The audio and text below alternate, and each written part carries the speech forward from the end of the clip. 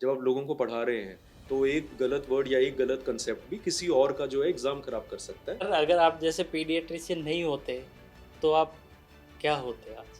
आप एक बार सक्सेस को टेस्ट कर लेते हो तो आपके अंदर वो बिलीफ आ जाता है कि यार मुझे दोबारा करना है। How to born a healthy baby? Baby के लिए सबसे इम्पोर्टेंट है उसका मदर्स मिल्क। तो वो बर्थ से कितने दिनों तक ओनली बच्चे को सिर्फ माँ के दूध पर डिपेंड रहना चाहिए? कि 60 से 70% बच्चों के अंदर बर्थ के बाद पीलिया होता है। जो आरजी कार में हुआ वो बहुत ही विभत्स था, वो बहुत ही दर्दनाक था कि हम ये कमेंट ना करें कि भाई लड़की ने क्या कपड़ा डाला था और क्यों अकेले में जा रही थी या क्यों नाइट ड्यूटी कर रही थी। Nurses is the heart of the hospital. बिल्कुल, पेरेंट्स लड़कियों को प्रोफेशन में नहीं भेजेंगे तो हमारा मेडिकल सिस्टम चरमर आ जाएगा। दिल्ली जैसे शहर के अंदर आपका 1.5 से 2 लाख रुपया पर मंथ का रफली पैकेज रहता है। नमस्कार दोस्तों, वेलकम बैक इन मेडिकोप्स पॉडकास्ट। और आज के जो हमारे गेस्ट हैं वो है doctor educator doctor Sandeep sir. तो सर, मेडिकोप्स पॉडकास्ट में टाइम देने के लिए आपका बहुत बहुत धन्यवाद। Thank you doctor Rajendra and it is my privilege और मैं बहुत आपका आभारी हूँ कि आपने मुझे इस पॉडकास्ट में इनवाइट किया। And hello everyone, welcome sir. तो सर के साथ आज हम काफ़ी लंबी चर्चा करेंगे। उसमें जानेंगे कि सर की यहाँ तक की जर्नी कैसे रही और life like as a paediatrician कैसी रही। और साथ ही हम चर्चा करेंगे कि like to born a healthy baby life style कितना इफ़ेक्ट करती है एंड मैनी मोर। तो सर, सबसे पहले हमें बताइए कि आपकी यहाँ तक की जो जर्नी रही वो as a like medical student से लगा के आज एक टॉप एजुकेटर ऑफ पीडियाट्रिक, तो यहाँ तक का सफ़र के बारे में कुछ बताइए सर। देखो, अगर मैं ऑनेस्टली बात करूँ तो it is like a roller coaster. ये सीधी लाइन नहीं थी और मुझे ऐसा नहीं लगता कि ऐसा अभी मैंने बहुत कुछ अचीव किया है। आई थिंक जब हमें लगता है कि हमने अचीव कर लिया है तो वो हमारी लाइफ में एक स्टेग्नेशन आ जाता है, एक रुकावट आ जाती है। तो मुझे लगता है कि अभी और बहुत सारे मुकाम हासिल करने हैं। बट हाँ, it has been a wonderful journey. And जब स्टार्ट किया था तो नहीं सोचा था कि इस डायरेक्शन में आएंगे और मैं लोगों को ना सिर्फ मैं बच्चों को ठीक करूंगा, पीडियाट्रिशियन बनूंगा ना, और मैं साथ में जूनियर डॉक्टर्स को ट्रेन भी करूंगा। सो प्लान नहीं था बट शायद ऊपर वाले को यही था और I went with the flow. तो ऐसा ही है। सर, अगर आप जैसे पीडियाट्रिशियन नहीं होते तो आप क्या होते आज? बहुत मुश्किल है मेरे लिए इमेजिन करना कि मैं और क्या होता, कि बिकॉज लाइफ में कभी कभी ऐसा हुआ था कि मेरे पास दूसरे करियर ऑप्शंस आए थे। जैसे वंस अपॉन अ टाइम मैंने मैथ्स लिया था। कुछ लोग होते हैं ना जो मैथ्स बायो दोनों लेते हैं, तो मैं उन्हीं लोगों में था। तो थोड़ा सा कन्फ्यूजन रहता है हमेशा। And I set in IIT also. तो IIT FMC मैंने दोनों को क्वालिफाई किया था। बट इवेंचुअली मुझे मेरा कॉलिंग जो था वो मेडिकल वर्ल्ड में था। तो शायद हाँ, ये कह सकते हैं कि अगर मैं पीडियाट्रिशियन नहीं होता तो किसी और ब्रांच में डॉक्टर होता। बट मुझे नहीं लगता कि मैं अपने आप को कुछ और इमेजिन करता हूँ। लेकिन अभी जो आजकल मैं देख रहा हूँ आपका teaching way, like actually students love the way you teach paediatric. तो इसके पीछे का क्या सीक्रेट है सर? देखो, कोई सीक्रेट नहीं है। मैं आपको ऑनेस्टली बताऊं, मैं खुद स्टूडेंट रहा हूं और मुझे ऐसा लगता है कि अगर चीज़ें हमें कॉम्प्लिकेट करनी हैं तो ऑलरेडी उसके लिए टेक्स्ट बुक्स हैं। जी। वी नीड समवन जो चीज़ों को सिंप्लीफाई कर सके, जो आपको बता सके कि अगर ये डिजीज़ है तो बिना टेक्निकल वर्ड्स को यूज़ किए भी आप चीज़ को सिंप्लीफाई कर सकते हो। और अगर being a doctor, being a junior doctor, अगर आपको चीज़ समझ आती है तो आपको ना सिर्फ उसको याद करना आसान है, आपको उसको ट्रीट करना भी आसान है। तो मेरा मोटो आप कह सकते हैं टीचिंग में यही रहा है कि आप चीज़ को सिंप्लीफाई करो and simplified thing is always learn the best. और उसी के ऊपर मैंने वर्क किया है और अब वो स्टूडेंट्स को अच्छा लगता है तो बहुत अच्छी बात है। जी, काफ़ी स्टूडेंट को ये फोबिया रहता है कि पीडियाट्रिक को कैसे स्टार्ट करें, कहाँ से पढ़ना स्टार्ट करें, किस टॉपिक से करें तो हम कि पूरा कवर कर पाए। उन लोगों के लिए क्या कहना चाहोगे सर? देखो, ये डिपेंड करता है कि आप कौन से एग्ज़ाम के लिए तैयारी कर रहे हैं। जी। अगर आप ऑलरेडी MBBS कर रहे हैं और आपके पास 1 से 1.5 साल का समय है, मैं कहूँगा कि आप अपने कंसेप्ट को बिल्ड करें। प्री एंड पैरा क्लिनिकल जो सब्जेक्ट्स होते हैं, पैथोलॉजी, फार्माकोलॉजी और medicine is a clinical subject, इनको कॉम्प्रोमाइज़ मत करें। बिकॉज पीडियाट्रिक्स उन्हीं का एक्सटेंशन आप कह सकते हैं एक तरह से। लेकिन पीडियाट्रिक्स के लिए तो अगर आपके पास समय है तो फोकस ऑन टेक्स्ट बुक्स, आप टेक्स्ट बुक को पढ़ें, कंसेप्ट बनाएं। अगर आपके पास लिमिटेड टाइम है तो भी थोड़ा बहुत कंसेप्ट बनाना ज़रूरी है। लेकिन अगर आप एग्जाम की तैयारी करते हैं तो फिर वो थोड़ा सा भाग दौड़ रहती है, तो आई थिंक उसके लिए ये है कि थोड़ा सा कट शॉर्ट में करें। एंड पीडियाट्रिक्स को अगर आप देखें तो एग्जाम पॉइंट ऑफ व्यू से तो 3 पार्ट्स होते हैं, जनरल पीडियाट्रिक्स, न्यूरोनोटोलॉजी और सिस्टमिक पीडियाट्रिक्स। तो मेरा ये मानना है कि जनरल पीडियाट्रिक्स से ही आपको स्टार्ट करना चाहिए। तो जनरल पीडियाट्रिक्स में आप न्यूट्रिशन की बात करते हैं, माइलस्टोन की बात करते हैं, डेवलपमेंट की बात करते हैं। अगर आपको नॉर्मल पता है तभी आप एबनॉर्मल को बेहतर अप्रिशिएट कर पाएंगे। तो वहां से स्टार्ट करें, फिर न्यूरोनोटोलॉजी पे जाएं और एंड में सिस्टमिक पीडियाट्रिक्स पे आएं। तो ये प्रोग्रेशन मुझे ऐसा लगता है कि थोड़ा बेटर रहता है। तो जो जूनियर डॉक्टर सुन रहे हैं आई थिंक वो ये कर सकते हैं। तो सर जैसे कि एज ए आपके करियर में एज ए पीडियाट्रिशियन उस दौरान ऐसी कुछ मिस्टेक हुई हो और उससे आपको कुछ सीखने को मिला हो, ऐसा हुआ है कभी? देखो मिस्टेक्स तो आई वुड से मिस्टेक ना, मैं आपको सच बात बताऊं, आप बोलो कि सर मिस्टेक कुछ हुई है, मैं कहूँगा बहुत सारी हुई है। जी। देखो अगर आप पूछो पॉजिटिव चीज़ कितनी है वो कहना मुश्किल होता है। मिस्टेक हमें हमेशा याद रहती है, लेकिन हाँ कुछ मिस्टेक्स हैं विच आई वुड से कि अगर मैं दोबारा से ये जर्नी करूँ तो नहीं करूँगा। जैसे मैंने बहुत केसेस में लाइफ चीज़ों को टेकन फॉर ग्रांटेड लिया है या बहुत लाइटली लिया है। चाहे आपका कॉम्पिटिटिव एग्जाम हो, चाहे आप क्लिनिकल प्रैक्टिस की बात करें, आपको ये समझना है कि आप ह्यूमन लाइफ से डील कर रहे हैं। जब आप लोगों को पढ़ा रहे हैं तो एक गलत वर्ड या एक गलत कंसेप्ट भी किसी और का जो है एग्जाम खराब कर सकता है। तो वो एक परफेक्शन जो है वो समय के साथ आती है, बट गिवन अ चांस मैं कोशिश करूंगा कि मैं एटलीस्ट अपने प्रैक्टिस के अंदर और चीज़ें इनकॉर्पोरेट कर पाऊँ उतनी जल्दी जो आज मैं कर पा रहा हूँ। लेकिन पहले जब आप यंग होते हैं तो आप चीज़ें टेकन फॉर ग्रांटेड लेते हैं, सुपरफिशियली करते हैं चीज़ें। तो वो सुपरफिशियल चीज़ें जो हैं वो समय के साथ आप सीखते हैं कि आप नहीं करना है। और ये बहुत अच्छी बात रही है कि मेरे पास गाइड्स रहे हैं, मेंटर्स रहे हैं जिन्होंने सही समय पर मुझे डांटा है, समझाया है और मैंने उनकी बात सुनी है।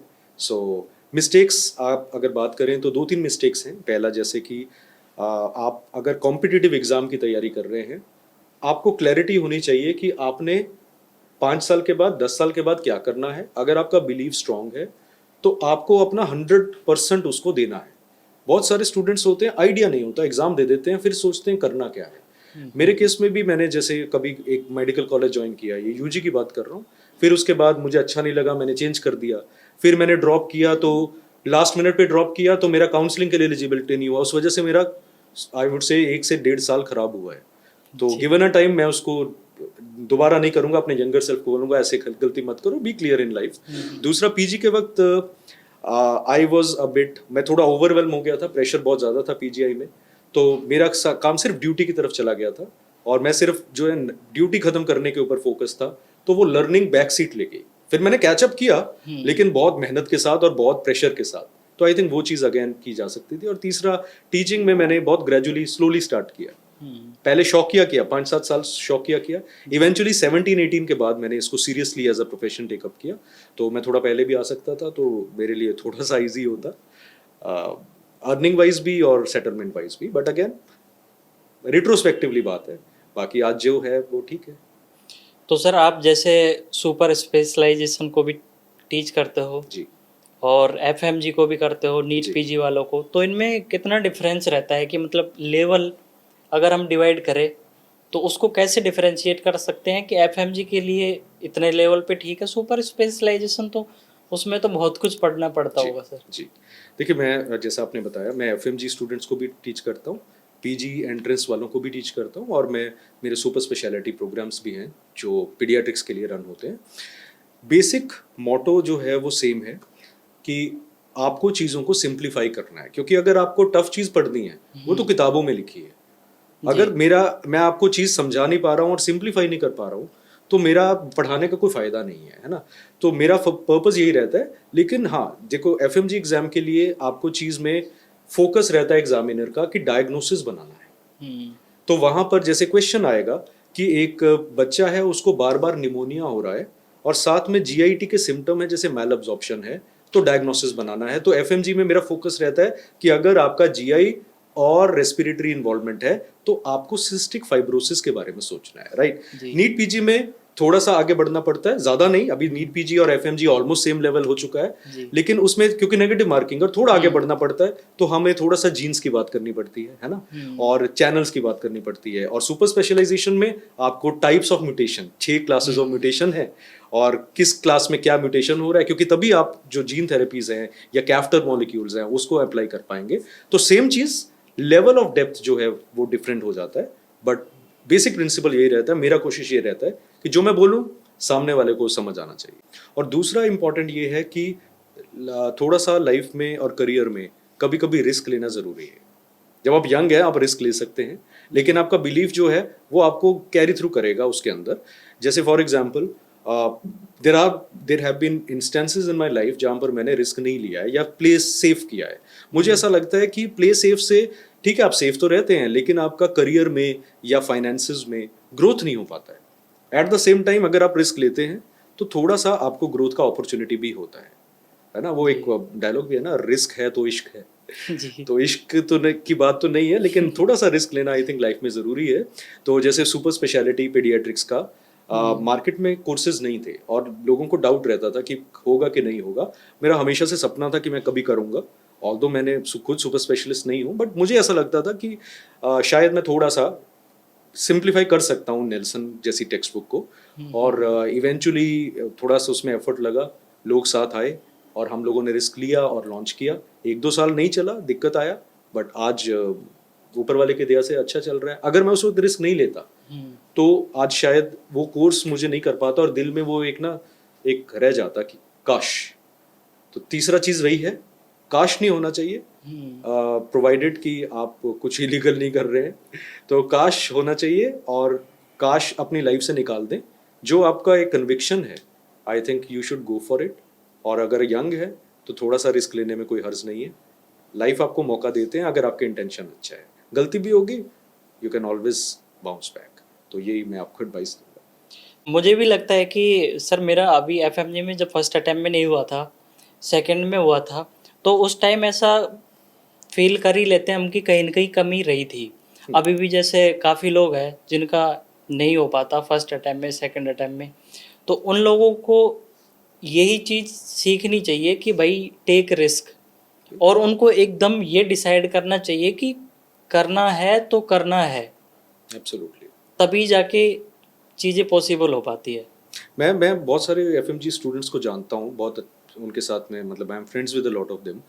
मुझे ऐसा लगता है कि एफएमजी वाले स्टूडेंट्स बहुत अच्छा करते हैं, मेहनत भी करते हैं।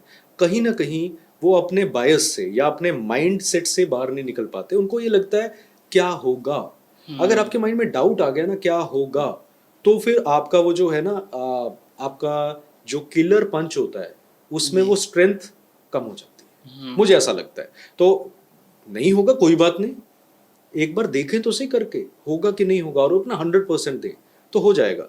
एंड जैसा आपने बताया, कई बार ऐसा होता है कि पहली अटेम्प्ट में नहीं हुआ जी। तो बहुत सारे लोग हैं। हम लोग जब सक्सेसफुल लोगों को देखते हैं, सो कॉल्ड सक्सेसफुल, मैं अपने आप को नहीं मानता हूँ, अभी मैं जर्नी में हूँ, बट जब मैं भी बहुत सारे लोगों को जानता हूँ, तो आप सक्सेसफुल लोगों को देखते हैं तो हमें सिर्फ उनका सक्सेसफुल वर्जन दिखता है, हमें ये नहीं दिखता कि उन लोगों ने भी फेलियर किया है। But you have to define कि अगर आपका लो फेज भी है लाइफ में, ये मेरा लो फेज है, इससे नीचे नहीं जा सकता। There have been times in my life, जैसे मैंने ड्रॉप किया था, मैंने आपको बताया, स्टूपिडिटीज की हैं, और सीट होते हुए भी मैं एमबीबीएस में नहीं गया हूँ और मैं बैठा हूँ। और फिर खराब टाइम भी कभी कभी आता है। आई लॉस्ट मनी जो डैड ने दिया था, my finance, family was good otherwise, but financially there was a, वो होता है ना एक लो फेज होता है लाइफ में।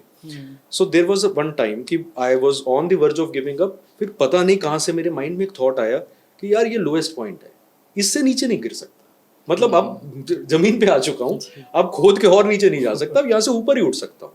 तो वो कहीं से आवाज आई तो फॉलो किया, और अभी मुझे लगता है कि यस, आपको लगता है ना कि आप बॉटम पे हिट कर चुके हो, तो बॉल जो होती है जब बॉटम को हिट करती है उसके बाद बाउंस करती है, बाउंस आता है, तो बाउंस का वेट करना है, गिव नहीं करना है उस वक्त। आई थिंक वो एक बहुत इंपॉर्टेंट मैसेज है एफएमजीज और नीट पीजी एस्पिरेंट दोनों के लिए, कि आएगा, ऐसा नहीं होगा कि आप हर जगह हर एग्जाम में बैठोगे और टॉप हो जाएगा। जीटीज दोगे, एग्जाम दोगे, मेहनत के बावजूद भी नहीं होगा सिलेक्शन, कोई बात नहीं, हो गया, वो लर्न करेंगे, गिव अप नहीं करेंगे और 100% देंगे। प्रोबेबली पिछली बार 99.9 था, वो 0.1 कवर करके फिर देंगे। अब बॉल उठेगी, नीचे नहीं रहेगी, है ना, अगर टप्पा खाया नीचे टच किया तो ऊपर भी जाएगा, that is what I believe. ये बिल्कुल सर, और हमें जैसे कि हमारी जो मिस्टेक रही है उनसे भी हमें सीखना चाहिए। बिल्कुल, एब्सोल्युटली एब्सोल्युटली। और सर मेरा अभी नेक्स्ट सवाल ये है कि फॉर एग्जांपल जैसे अभी मेरा एफएमजी क्लियर हुआ है, जी। अभी जब तक एफएमजी नहीं हो रहा था तब तक हमारा टारगेट था कि बस कैसे भी करके एफएमजी हो जाए एक बार। पीजी वीजी हम लोग सोचते भी नहीं थे, लेकिन अभी ऐसा लग रहा है कि लाइफ की जो असली जंग है उसकी स्टार्टिंग तो अब होने जा रही है, और पीजी मस्ट। तो हमें किस तरीके से उसके लिए तैयारी करनी चाहिए? देखो, मैं आपको पहले भी बोलूंगा कि ऐसा नहीं है कि ये छोटी जंग थी। एफएमजी का जंग जो है बहुत बड़ा जंग है। आपको पता है पासिंग रेट कितना है, और अगर आपने क्वालिफाई किया है तो hats off to you. But at the same time अगर आप, इट्स लाइक टेस्टिंग सक्सेस। आप एक बार सक्सेस को टेस्ट कर लेते हो तो आपके अंदर वो बिलीफ आ जाता है कि यार मुझे दोबारा करना है। और नीट पीजी का बैटल इससे टू बी ऑनेस्ट बड़ा है, क्योंकि एफएमजी एग्जाम पास करना आपको दे रहा है लाइसेंस टू प्रैक्टिस, आप सिस्टम का पार्ट बन रहे हो।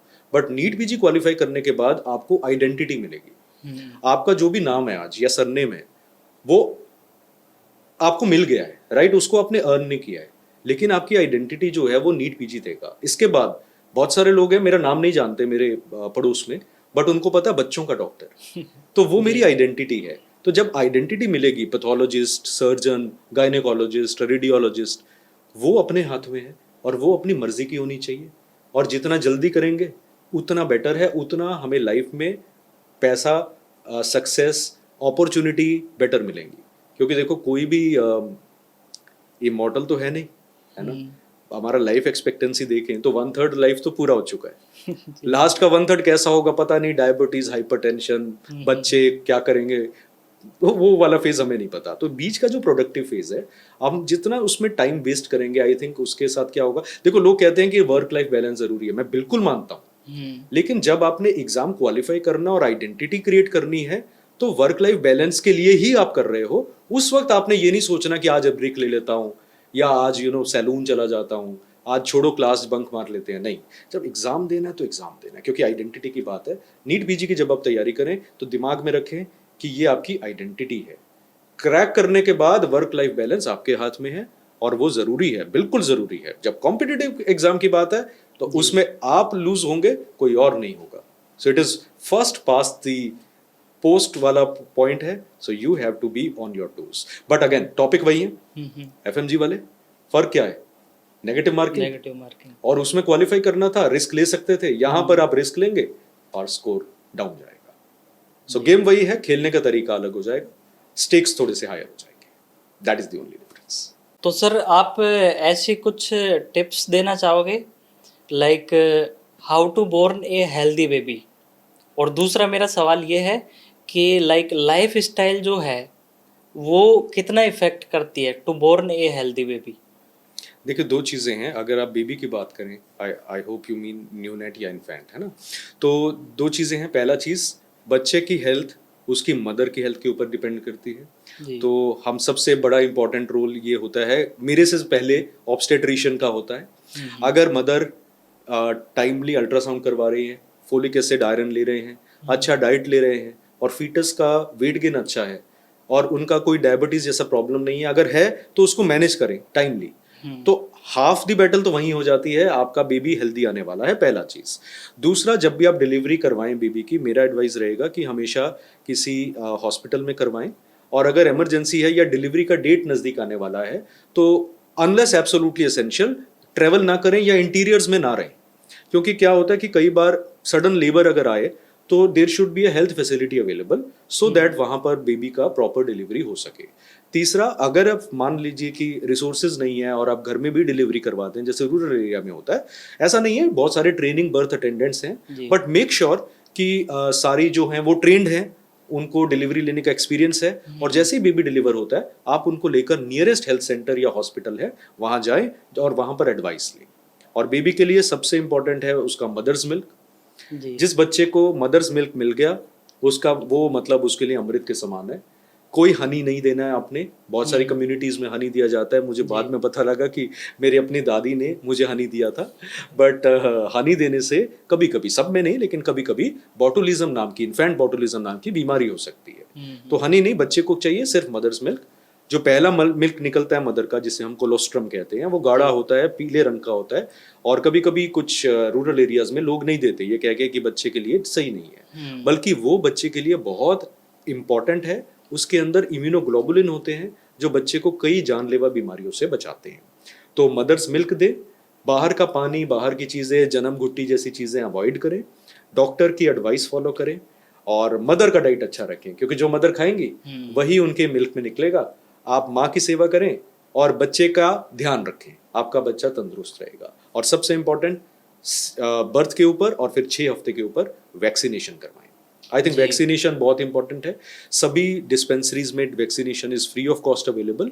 अगर आपको डाउट है और आप कुछ ऑप्शनल वैक्सीन चूज करना चाहते हैं तो नज़दीक के डॉक्टर के पास जाएं, प्राइवेट डॉक्टर के पास जाएं। और मेरा एक एडवाइस है, पीडियाट्रिशियन होते हुए ज़रूरी नहीं है कि आपको बड़े हॉस्पिटल या कॉर्पोरेट हॉस्पिटल में ही अच्छे वैक्सीन मिलेंगे। आप सिंपल अपने पास के नर्सिंग होम जाकर डॉक्टर से डिस्कस कर सकते हैं। जो मैंडेटरी है, जो मिलना ही मिलना है, वो आप लगवाएं, और जो ऑप्शनल है डिस्कस करें। अगर आप अफोर्ड कर सकते हैं तो ज़रूर लगवाएं, क्योंकि वैक्सीनेशन आज के टाइम में मुझे ऐसा लगता है बहुत इंपॉर्टेंट है। जी सर, एक्चुअली क्या होता है कि रूरल एरियाज के अंदर ये वैक्सीन को मिस कर देते हैं, क्योंकि उससे फीवर भी आता है थोड़ा बहुत, इस वजह से।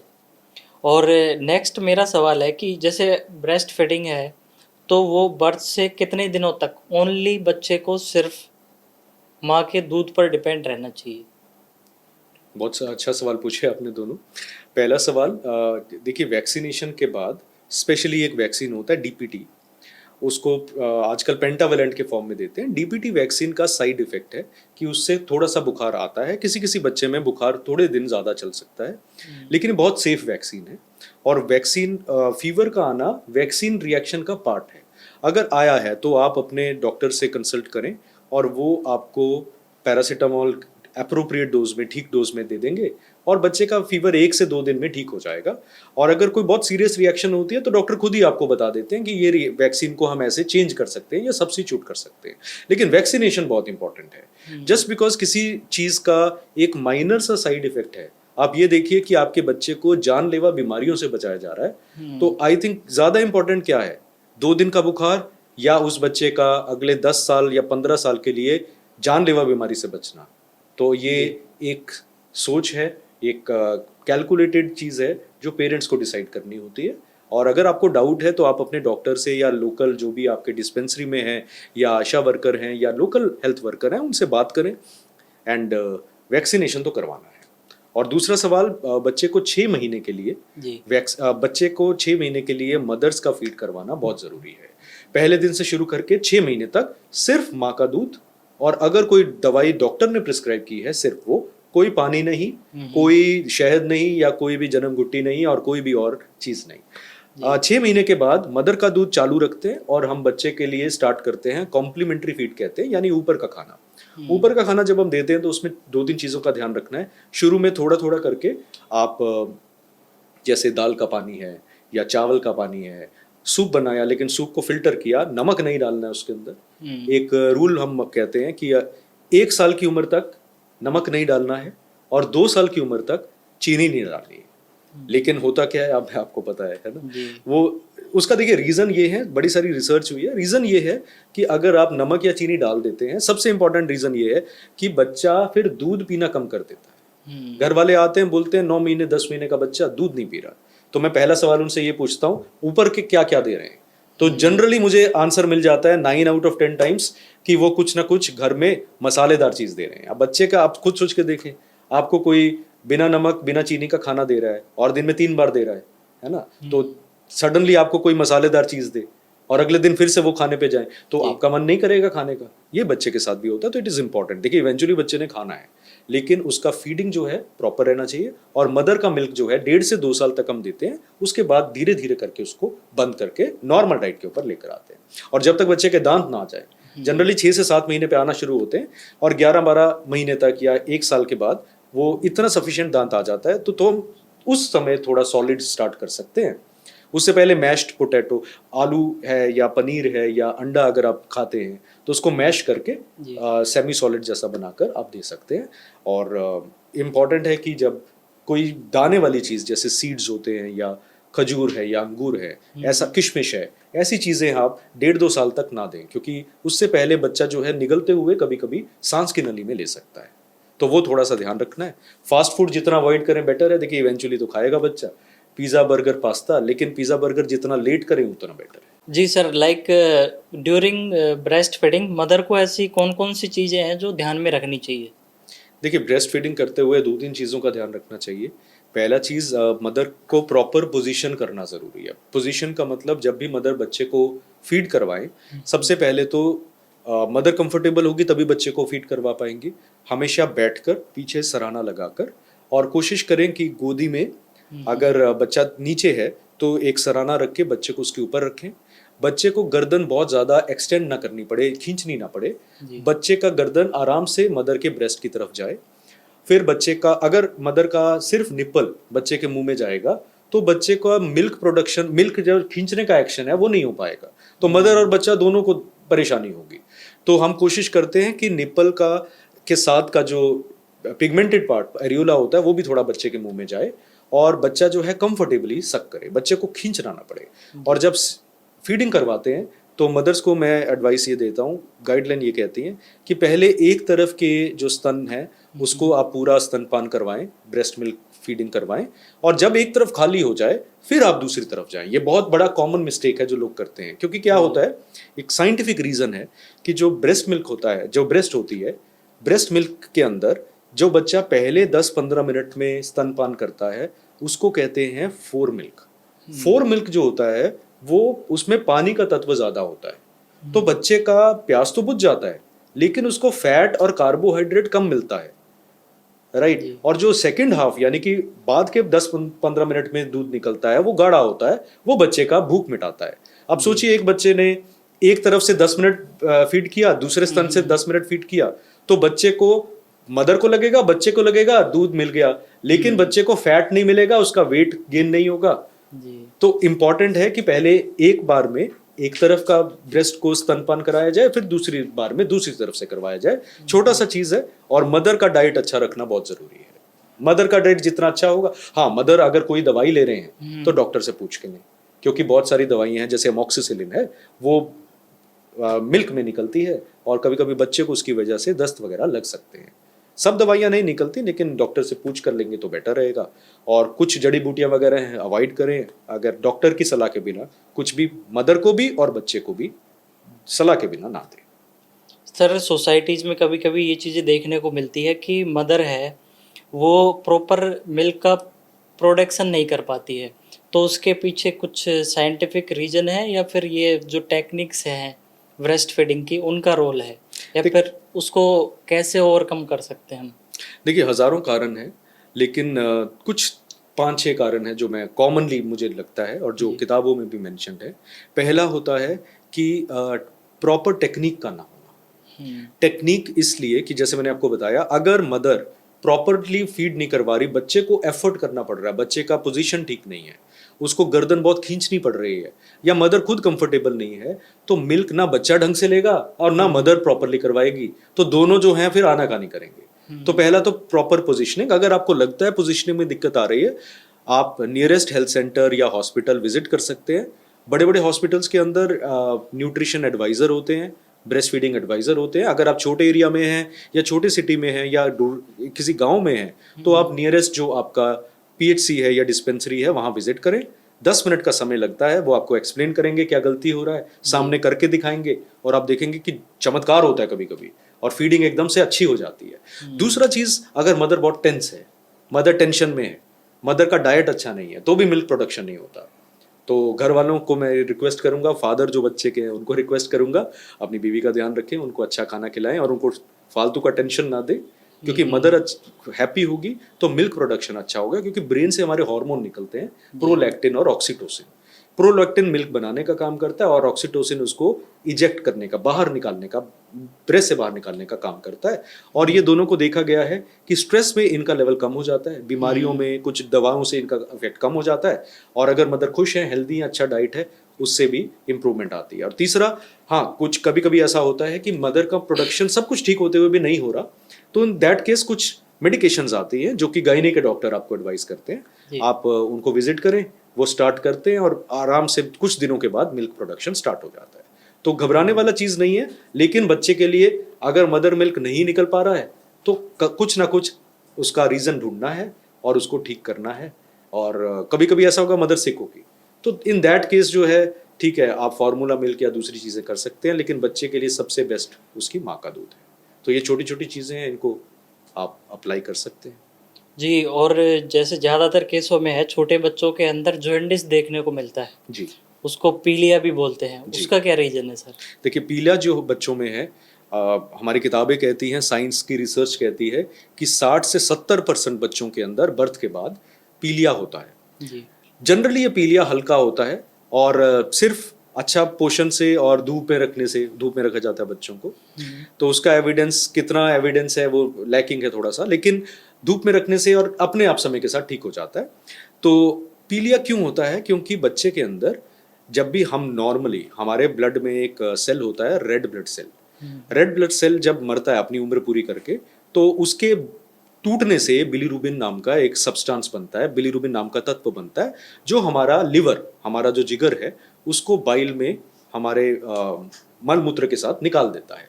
लेकिन जिन पेशेंट्स के अंदर जब बच्चा पैदा होता है तो पहले 2 हफ्ते में क्या है, ये बिलीरुबिन बनना ज़्यादा होता है, लेकिन क्योंकि अभी बच्चा आया है दुनिया में, तो जिगर का एबिलिटी इसको एक्सक्रीट करने का, इसको निकालने का कम होता है, तो वो बॉडी में थोड़ा सा इकट्ठा हो जाता है। लेकिन अगर आप बच्चे को प्रॉपर डाइट करवाएं, फीड करवाएं, और हम ये कहते हैं कि अगर जॉन्डिस सबसे पहले आएगा, पीलिया आएगा, तो आंखों में आएगा और फेस पे आएगा।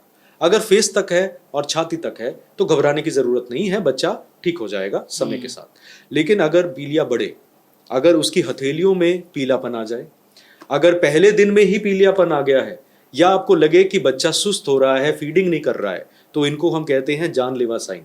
क्योंकि कभी कभी किसी बीमारी से पीलिया बढ़ सकता है और बच्चे के दिमाग को प्रभावित कर सकता है।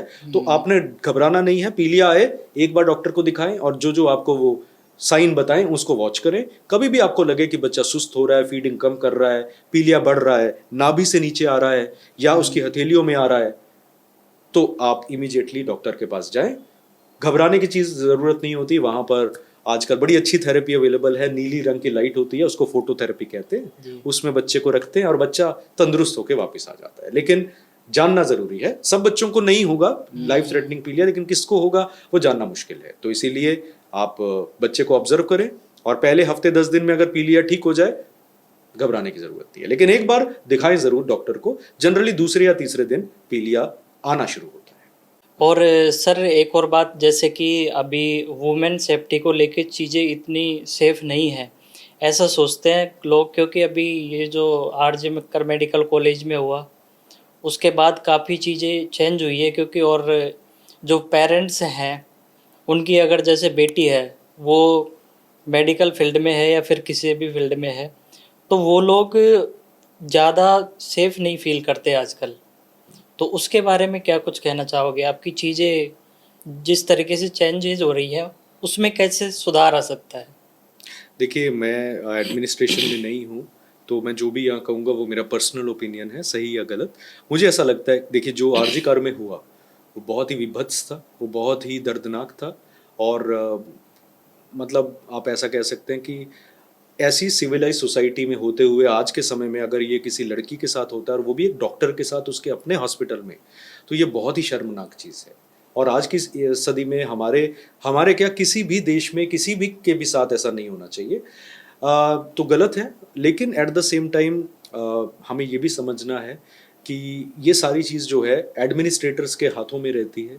तो हमार जो सरकार है और जो हॉस्पिटल प्रशासन है, ये उनकी बहुत इंपॉर्टेंट ड्यूटी बनती है इसके अंदर कि वो एक प्रॉपर एनवायरनमेंट, एक सुरक्षित एनवायरनमेंट प्रोवाइड करें सभी के लिए, चाहे वो लड़का है चाहे वो लड़की है, लड़कियों के लिए specially. Eight the same time क्योंकि क्या है कि अगर देखो पेरेंट्स का डरना और पेरेंट्स का थोड़ा सा इनसिक्योर फील करना एक बिल्कुल लाजमी बात है, क्योंकि क्या होगा कल को ऐसा हो सकता है कि बहुत सारे ब्राइट लड़कियां हैं, शायद उनको डर की वजह से वो अपनी अपॉर्चुनिटीज को एक्सप्लोर ना कर पाए या इस तरह की ड्यूटी में जाने से रुकें। और अगर ऐसा होगा तो कोई भी देश प्रगतिशील नहीं हो सकता जब तक उसकी फीमेल फोर्स, जब तक उसकी शक्ति इज लेडीज है ना, तो जब तक वो साथ में कदम से कदम मिलाकर ना चले। और आई थिंक बहुत इंपॉर्टेंट है कि देखिए इसमें 2 या 3 चीजें की जा सकती हैं। मैं बहुत छोटा आदमी हूं तो मैं लेकिन अपना पर्सनल ओपिनियन देता हूं कि 3 चीजें की जा सकती हैं। बीइंग अ इंडिविजुअल, चाहे मैं लड़का हूं या लड़की हूं, अपनी सिक्योरिटी अपने हाथ में है। तो मुझे थोड़ा सा जब भी मैं अंधेरे में निकलूं, मैं अपना फोन चार्ज रहे, बैटरी ऑन रहे, ठीक है। और ये सिर्फ लड़कियों के लिए नहीं है, लड़कों के लिए भी है, राइट। अंधेरे रास्ते से निकलते हुए मैं ऑनेस्टली बोलूंगा मुझे भी कभी कभी डर लगता है। तो वो हमें थोड़ा सा ध्यान रखना है और किसी को इन्फॉर्म करके चलें, ये एक चीज। दूसरा चीज, समाज के तौर पे हमें इंपॉर्टेंट है कि हम ये कमेंट ना करें कि भाई लड़की ने क्या कपड़ा डाला था और क्यों अकेले में जा रही थी या क्यों नाइट ड्यूटी कर रही थी। जितना पुरुष को अधिकार है उतना महिला को अधिकार है, तो ये सवाल उठाना ही नहीं चाहिए, ठीक है। तो वो लड़की जिसके साथ ऐसा हुआ, भैया के साथ जो हुआ, वो उनके अपने हॉस्पिटल में हुआ, तो आप क्या बोलेंगे उसके बारे में। तो इस तरह का कन्वर्सेशन जो होता है वो पोलराइज कर देता है और हमारे मुद्दे से हटा देता है। तीसरा चीज इंपॉर्टेंट ये है कि एडमिनिस्ट्रेटर जो हॉस्पिटल के हैं, सीसीटीवी ज्यादा लगाए जाए। आज के समय में सीसीटीवी इतना महंगा नहीं है, तो क्यों नहीं लगाया जा सकता, क्यों उसके लिए बजटरी प्रोविजन नहीं किया जा सकता हॉस्पिटल के अंदर। क्यों हम चीजें टेकन फॉर ग्रांटेड लेते हैं हॉस्पिटल्स के अंदर।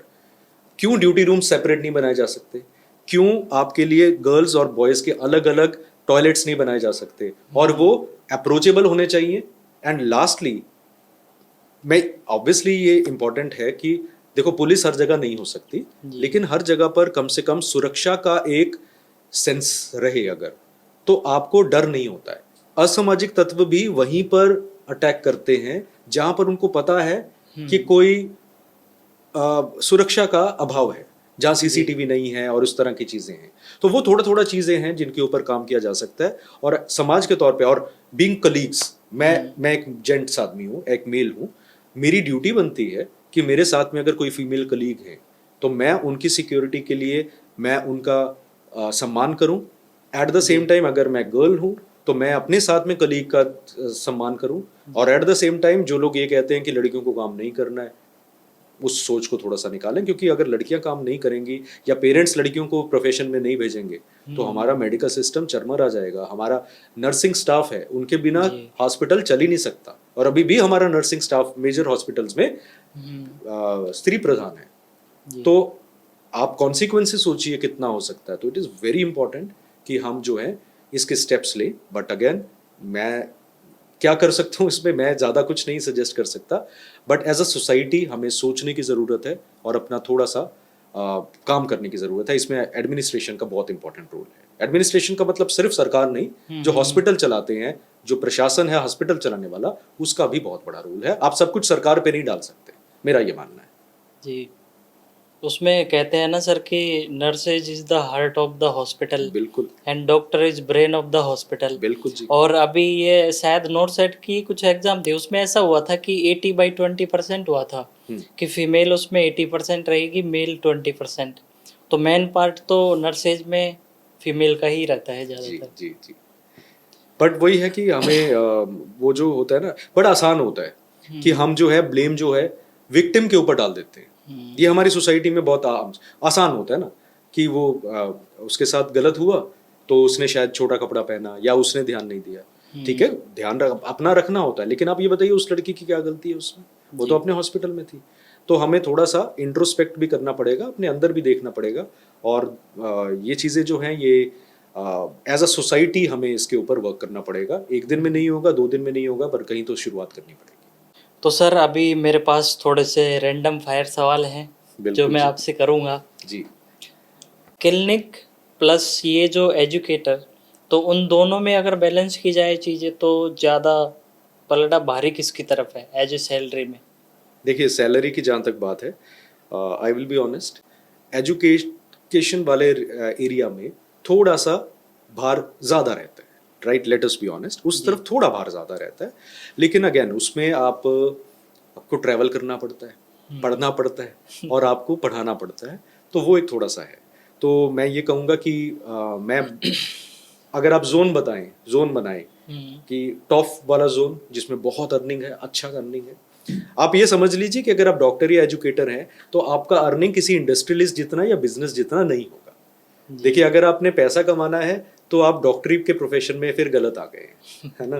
तो टीचिंग के प्रोफेशन में भी ऐसा ही है, अगर पैसा कमाने के बहुत सारे और कारण हैं। स्टॉक मार्केट में आप ज़्यादा कमा सकते हैं, बिजनेस में ज़्यादा कमा सकते हैं, कोई सैलून खोल के ज़्यादा कमा सकते हैं, सब बिजनेसेस हैं और कोई इसमें गलत बात नहीं है, वो अच्छा चीज़ है।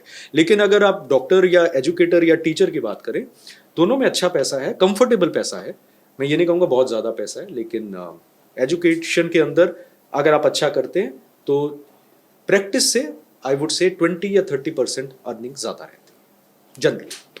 जी, मेरा नेक्स्ट सवाल है कि आपकी ड्रीम वेकेशन स्पॉट कौन सा है? देखो, ड्रीम वेकेशन तो ऑब्वियसली वही होगा जहाँ मैं नहीं जा पाया हूँ अभी तक। सो मुझे, I am a touristy person, तो and I am a Shahrukh Khan fan, तो मेरे को एक तो स्विट्ज़रलैंड जाना है, मैं अभी तक नहीं जा पाया हूँ, और दूसरा I like that old world charm of East Europe also, so maybe Hungary, Budapest, those kind of places I would like to explore. So maybe एक ही विजिट में 2-3 जगह कवर कर पाऊँ जब टाइम मिले और पैसा भी हो। जी, last movie you watched? I actually watch 2 movies recently. 2 movies देखी मैंने, एक पिछली रात को देखी, अगले दिन सुबह देखी, सो बैक टू बैक देखी, और दोनों बिल्कुल अलग है।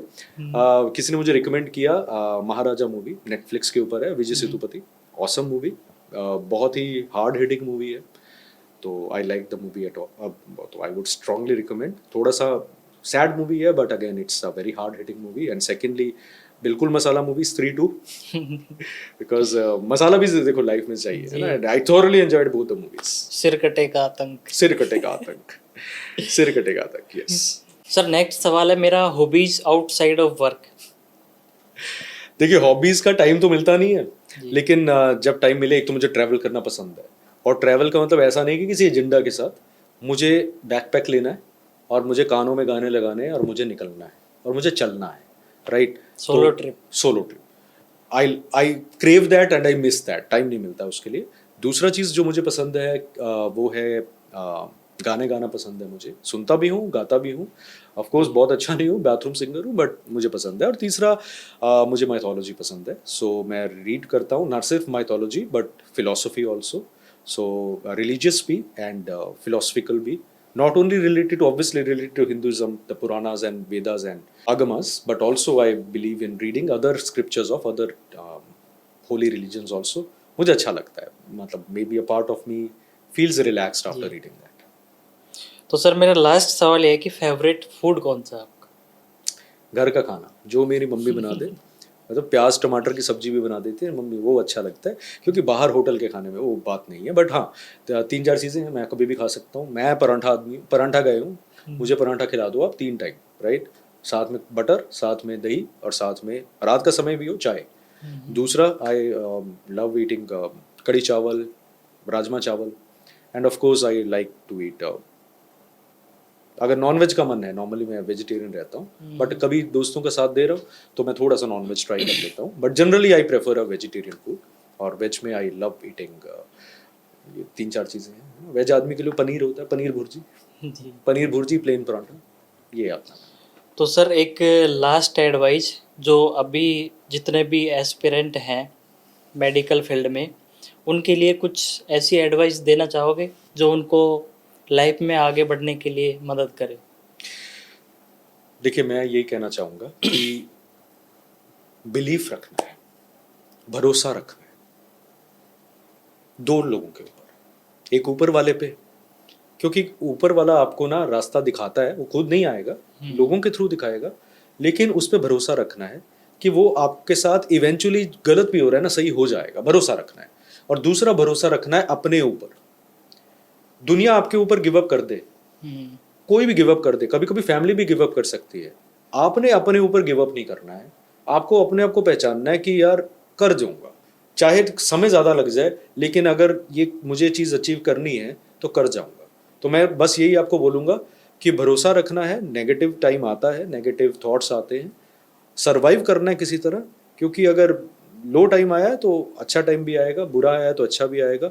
और बिलीव जो है वो लूज नहीं करना है ऊपर वाले पे और अपनी एबिलिटी पे। अगर आप रखेंगे बिलीव, समय बदलेगा और बहुत भयंकर तरीके से बदलेगा और आप बहुत अच्छा करेंगे लाइफ में, मेरा ये मानना है। This is the only message I can give. जी, very nice advice. So thank you sir, time देने के लिए आपका बहुत बहुत धन्यवाद।